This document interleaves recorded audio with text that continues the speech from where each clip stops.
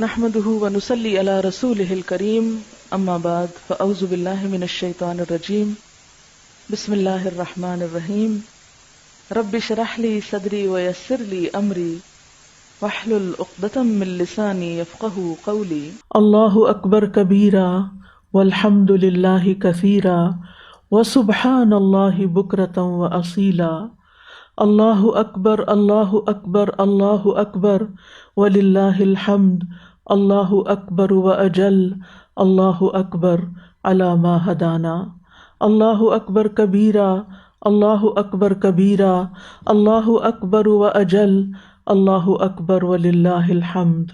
مردوں کا باجماعت نماز پڑھنا یہ زیادہ افضل عمل ہے، اور اس کے لیے 25 یا 27 درجے دونوں کے ذکر آتا ہے۔ امام نووی کہتے ہیں اس میں کوئی منافات نہیں، یعنی کوئی کنٹرڈکشن نہیں، کیونکہ قلیل کا ذکر کرنا کثیر کی نفی نہیں کرتا۔ دوسری وجہ یہ ہے کہ پہلے قلیل کی خبر دی، پھر اللہ تعالیٰ نے نبی صلی اللہ علیہ وسلم کو زیادہ فضیلت بتا دی، تو آپ نے بعد میں اس کی زیادہ بھی بتا دی، تو ہر چیز کی اپڈیشن ہوتی رہتی ہے، تو یہ اجر کے بارے میں بھی اپڈیٹ کر دیا گیا۔ پھر اسی طرح نمازیوں کی حالت مختلف ہوتی ہے، کچھ جا کے 25 گنا کماتے ہیں اور کچھ 27 اور کچھ اس سے بھی زیادہ۔ تو باجماعت نماز کی اہمیت کا اندازہ آپ اس سے بھی لگا سکتے ہیں کہ میدان جنگ میں بھی صلاۃ الخوف باجماعت پڑھنے کا حکم ہے، الا یہ کہ کوئی صورت نہ بنتی ہو۔ نماز باجماعت جنت میں مہمانی کا باعث ہے۔ ایک صحیح بخاری کی حدیث کے مطابق کہ جو شخص صبح و شام مسجد میں جاتا ہے، اللہ جنت میں اس کی مہمانی کا سامان کرے گا جب بھی وہ جائے صبح شام۔ ایسے لوگوں سے اللہ تعالیٰ خوش ہوتا ہے کہ جو نماز کے لیے مسجد میں آتے ہیں۔ حدیث میں آتا ہے جو مسلمان مرد مسجد کو نماز اور ذکر کے لیے اپنا ٹھکانہ بنائے، اللہ تعالیٰ اس سے ایسے خوش ہوتے ہیں جیسے غائب گھر آئے تو اس کے گھر والے خوش ہوتے ہیں۔ وہ اللہ کا گھر ہے نا، تو جب کوئی اللہ کے گھر جاتا ہے تو اللہ تعالیٰ اس سے خوش ہوتے ہیں۔ فجر اور عشاء کی نماز باجماعت پڑھنے سے پوری رات کے نوافل پڑھنے کا ثواب مل جاتا ہے، پوری رات کے قیام کا ثواب مل جاتا ہے۔ پھر اسی طرح جو اپنے گھر سے وضو کر کے نکلتا ہے تو اس کا ثواب ایسے جیسے کسی نے حج کے لیے احرام پہنا ہوا ہو، تو حاجی کے احرام کی طرح اس کو ثواب ملنا شروع ہو جاتا ہے۔ اور یہاں تک آتا ہے کہ جس مرد نے اذان سن لی اس کی نماز پھر گھر میں نہیں۔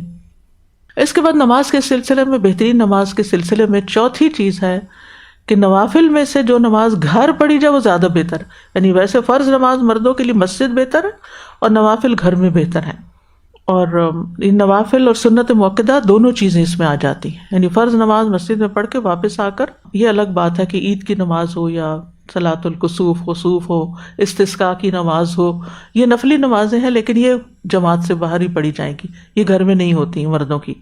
عورت اگر پڑھنا چاہے اپنے طور پہ تو الگ بات ہے۔ نبی صلی اللہ علیہ وسلم نے کبھی نفل نماز کو مسجد کے اندر بھی پڑھا ہے، اور وہ اس لیے کہ لوگوں کو سکھائیں کہ وہ سنت وغیرہ کیسے ادا کریں، اور یہ بتانے کے لیے کہ مسجد میں بھی پڑھی جا سکتی ہے، منع نہیں ہے، لیکن زیادہ ثواب اس میں ہے کہ واپس آ کے گھر پڑھو۔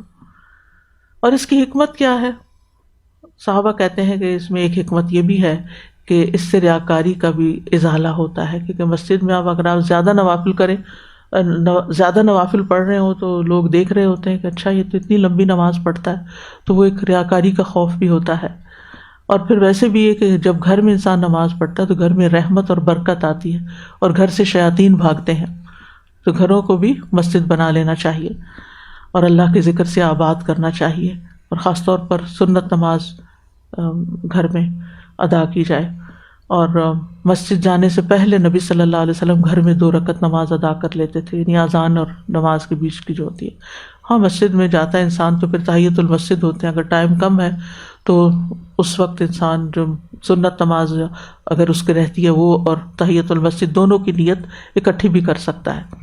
جمعے کی سنتیں بھی گھر میں پڑھنا زیادہ افضل ہے۔ نبی صلی اللہ علیہ وسلم گھر تشریف لے جاتے تھے اور جا کے گھر میں 2 رکعتیں پڑھا کرتے تھے۔ 5ویں بات افضل نماز کے سلسلے میں یہ ہے کہ افضل نماز فرض نماز کے بعد تہجد کی نماز ہے، یعنی سب سے فضیلت والی نماز۔ تو رات کی نماز، نفل نماز دن کے نوافل سے افضل ہے، رات کے نوافل دن کے نوافل سے افضل ہیں۔ تہجد کی نماز کے بارے میں قرآن مجید میں آتا ہے ان المتقین فی جنات وعیون آخذین ما آتاہم ربہم انہم کانوا قبل ذلک محسنین کانوا قلیلا من اللیل ما یہجعون وبالاسحار هم یستغفرون. متقی لوگ یقیناً باغوں اور چشموں میں ہوں گے، ان کا رب جو انہیں دے گا اسے لینے والے ہوں گے، یقیناً وہ اس سے پہلے نیکی کرنے والے تھے، وہ رات کے بہت تھوڑے حصے میں سوتے تھے اور رات کی آخری گھڑیوں میں وہ بخشش مانگتے. تو یہ رب کے قرب اور برائیوں کو دور کرنے کا ذریعہ ہے، مومن کا شرف ہے. رسول اللہ صلی اللہ علیہ وسلم نے فرمایا میری امت کے اشراف یعنی ایلیٹ قرآن کے حافظ اور رات کو نماز پڑھنے والے ہیں، کیونکہ زیادہ افضل نماز وہ جس میں لمبی قرات ہو، تو حافظ ہی زیادہ لمبی قرات کر سکتے ہیں. اس لیے کچھ نہ کچھ حفظ کرتے رہنا چاہیے تاکہ نمازوں میں صرف چھوٹی صورتوں پر اکتفا نہ کیا جائے، تلاوت لمبی ہو سکے.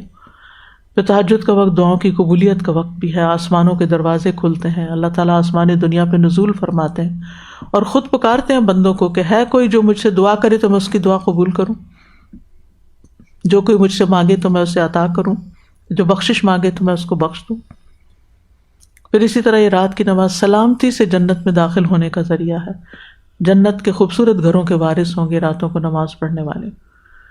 تہجد پڑھنے کے دنیاوی فائدے بھی ہیں، لا علاج مرض سے شفا ملتی ہے. ابن قیم کہتے ہیں قیام اللیل حفظان صحت کے اسباب میں سب سے زیادہ نفع مند ہے، بہت سے لا علاج مرض کو روکنے والے امور میں سب سے زیادہ روکنے والا ہے، جسم روح اور دل کو چاق و چوبند رکھنے والا ہے. یحییٰ بن معاذ کہتے ہیں دل کا علاج 5 چیزوں میں ہے: تدبر کے ساتھ قرآن پڑھنا، پیٹ کو خالی رکھنا، قیام اللیل کرنا، سحری کے وقت اللہ کے سامنے عاجزی اور انکساری کرنا، نیک لوگوں کی مجلس میں بیٹھنا.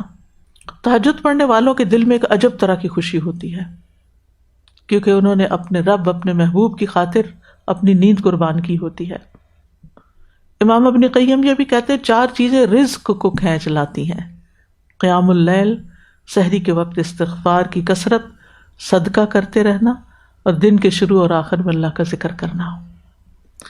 حسن بصری کہتے ہیں کہ رات کو تہجد پڑھنے والے سب سے زیادہ حسین چہرے والے ہوتے ہیں، کیونکہ وہ تنہائی میں رحمان کے ساتھ گفتگو کرتے ہیں تو اللہ تعالیٰ انہیں اپنا نور پہنا دیتا ہے.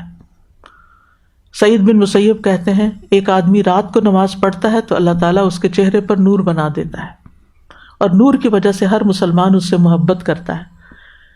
جب اس کو ایسا شخص دیکھتا ہے جس نے اسے پہلے دیکھا نہیں ہوتا تو کہتا ہے میں اس انسان سے محبت کرتا ہوں، یعنی اس کو دیکھتے ہی دوسروں کو اس سے محبت ہوتی ہے. پھر رات کی نماز میں جو بہترین نماز ہے وہ داؤد علیہ السلام کی نماز ہے کہ وہ آدھی رات سوتے، 1/3 1/3 عبادت کرتے اور آخری 1/6 پھر سو جاتے. اور یہ تہجد کا بہترین وقت ہے، یعنی رات کے آخری حصے میں قیام کرنا. نبی صلی اللہ علیہ وسلم جب مرغ کی آواز سنتے تھے تو اٹھ جایا کرتے تھے. حضرت عائشہ کہتی ہے کہ رسول اللہ صلی اللہ علیہ وسلم شروع رات میں سوتے تھے، آخر رات میں بیدار ہوتے تھے. ہمارا کیا حساب ہو گیا، ہم شروع رات میں جاگتے ہیں اور آخر میں اتنا سوتے ہیں کہ بعض اوقات فجر بھی اس کی نظر ہو جاتی ہے. پھر آپ سحری سے قبل نماز سے فارغ ہو جایا کرتے تھے. 7ویں چیز اس سلسلے کی جو افضل نماز کے سلسلے کی ہے وہ لمبی قرات والی نماز ہے. افضل الصلاۃ طول القنوت، سب سے افضل نماز لمبی قرات والی نماز ہے، لمبا قیام. قنوت کا مطلب قیام ہے، یہاں عاجزی اور خشوع کے ساتھ قیام کرنا، اور نماز کے قیام اور باقی ارکان میں بھی ایک بیلنس قائم کرنا. قرآن مجید میں آتا ہے وَقُومُوا لِلَّهِ قَانِتِينَ، اللہ کے لیے فرما بردار بندے بن کے کھڑے ہو جاؤ. اور یہ نماز میں ہی ہوتا ہے، یہ ہاتھ باندھ کے سر جھکا کے ہم اللہ سبحانہ وتعالیٰ کے سامنے کھڑے ہو جائیں. کتنی خوبصورت پوزیشن ہے ایک عاجزی اور انکساری کی. پھر اسی طرح نبی صلی اللہ علیہ وسلم انفرادی نفل نماز میں طویل قیام کرتے تھے، یہاں تک کہ آپ کے پاؤں پھول جاتے تھے، سوجن ہو جاتی تھی.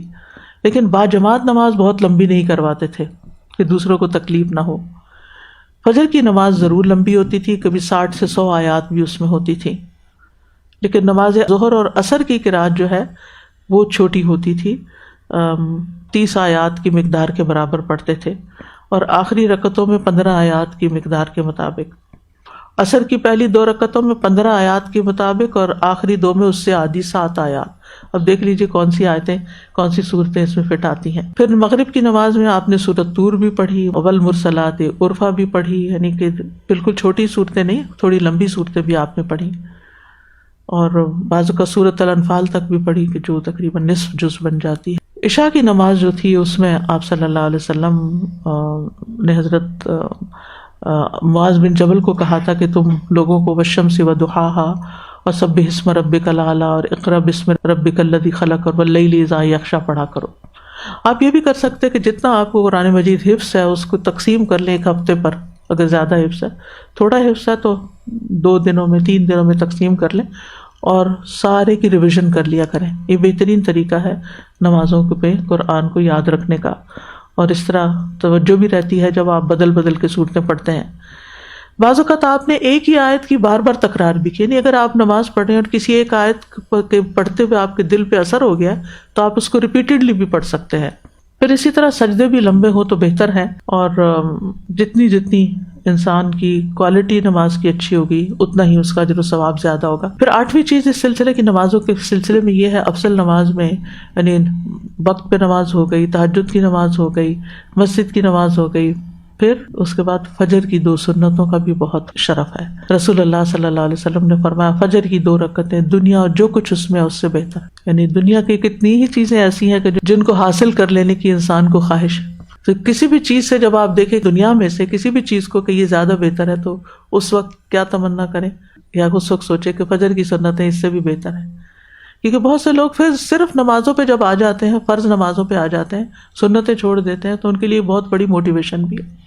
اور پھر یہ ہے کہ ان رکعات کا اجر جو ہے وہ ہمیشہ باقی رہنے والا ہے، یعنی قیامت تک. حضرت عائشہ کہتی ہیں کہ نبی صلی اللہ علیہ وسلم نوافل میں سے کسی نماز کا اتنا اہتمام نہیں کرتے تھے جتنا فجر سے پہلے کی 2 سنتوں کا.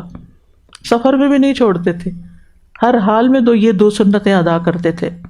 حضرت عائشہ کہتی ہیں کہ وہ نماز جو آپ کسی صورت نہ چھوڑتے، خواہ صحت مند ہوتے یا مریض ہوتے یا سفر میں ہوتے یا مقیم ہوتے، اور وہ فجر سے پہلے کی 2 رکعتیں ہیں. تو یہ بھی افضل نماز ہے. اور آپ فرماتے کہ میرے نزدیک مجھے یہ ساری دنیا سے زیادہ محبوب ہیں. صحابہ بھی ان رکعتوں کو بہت اہمیت دیتے تھے. حضرت عمر کہتے صبح کی سنتیں مجھے سرخ اونٹوں سے زیادہ عزیز ہیں. یعنی اگر مجھے کوئی دعوت دے رہا ہو کہ یہ لو سرخ اونٹ لے لو، اور دوسری طرف مجھے 2 رکعتیں یہ پڑھنے کا موقع ملے تو وہ میں اونٹ چھوڑ کے یہ رکعتیں ادا کروں گا، کہ ان کا ثواب زیادہ ہے، ان کا فائدہ زیادہ ہے. اور یہ سنتیں ہیں بھی ہلکی پھلکی. اس کے بارے میں نبی صلی اللہ علیہ وسلم کے آتا ہے کہ وہ فجر کی ہلکی سنتیں پڑھا کرتے تھے. یہ سنت پڑھ کے آپ دائیں جانب لیٹ بھی جاتے تھے تھوڑی دیر کے لیے. اور حضرت عائشہ کہتی ہیں اگر میں جاگ رہی ہوتی تھی تو مجھ سے باتیں بھی کر لیتے تھے. یعنی کوئی منع نہیں ہے اس وقت کسی سے بات چیت کرنا. کچھ یعنی اگر انسان کو کوئی بات یاد آ گئی ہے بیچ میں تو فرض ادا کرنے سے پہلے اس کو یعنی بات چیت بھی کر سکتا ہے. اگر کسی کی فجر کی سنتیں رہ جائیں، بعض اوقات ایسا بالکل لاسٹ مومنٹ پہ انسان جاگتا ہے، وہ کیا کرے؟ پہلے فرض پڑھ لے، اور پھر اس کے بعد یہ ہے کہ یعنی اگر جماعت میں پڑھ رہا ہے تو امام کھڑا ہو گیا تو فجر کی فرض پڑھ لیں اور پھر سنت پڑھ لیں. لیکن اگر سورج نکل آیا ہے تو پھر سورج نکلنے کے بعد بھی پڑھ سکتے ہیں آپ ان کو. حضرت ابو ہریرہ کہتے ہیں کہ نبی صلی اللہ علیہ وسلم نیند کی وجہ سے فجر کی سنتیں نہ پڑھ سکے تو آپ نے سورج طلوع ہونے کے بعد ان کی قضا دی.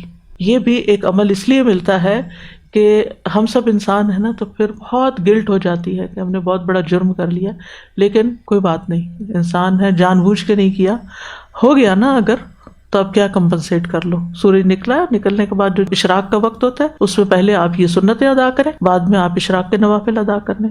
9ویں چیز جو اس سلسلے کی ہے وہ بہترین نماز جمعے کے دن کی فجر کی نماز ہے. افضل الصلوات عند اللہ صلاۃ الصبح یوم الجمعۃ فی جماع. کیوں؟ اس لیے بھی کہ جمعے کا دن سارے دنوں سے زیادہ افضل ہے. اور ابو ہریرہ کہتے ہیں کہ نبی صلی اللہ علیہ وسلم جمعے کے دن فجر کی نماز میں سورۃ السجدہ اور هل اتی علی الانسان کی قرات کرتے تھے. 10ویں چیز نماز کے سلسلے کی یہ ہے کہ بہترین صف مردوں کے لیے سب سے آگے کی صف ہے، فرنٹ، اور عورتوں کے لیے سب سے پچھلی صف. کیونکہ اس زمانے میں بیچ میں کرٹن یا کوئی ہنڈرنس نہیں ہوتی تھی، سامنے ہی مرد نظر آ رہے ہوتے تھے، تو پھر جتنا وہ مردوں سے دور ہو کے نماز ادا کریں اتنا ہی زیادہ کنسنٹریشن ہو سکتی ہے، اس لیے یہ ترتیب بتائی گئی.